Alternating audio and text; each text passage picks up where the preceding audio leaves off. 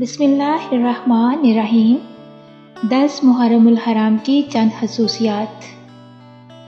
Number 1، حضرت آدم علیہ السلام کی توبہ قبول ہوئی۔ حضرت ادریس علیہ السلام کو درجات عالیہ نصیب ہوئے۔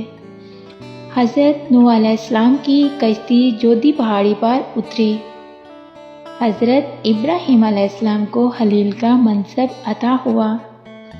حضرت یوسف علیہ السلام کو جیل سے رہائی نصیب ہوئی۔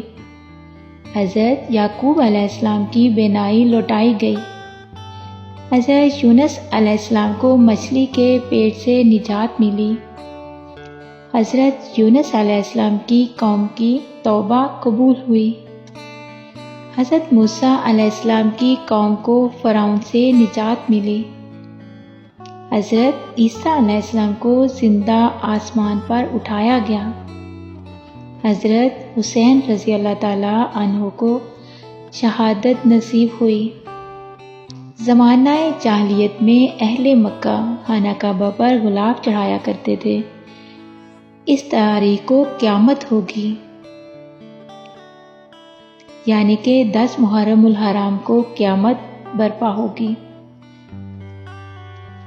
جزاک اللہ خیراً۔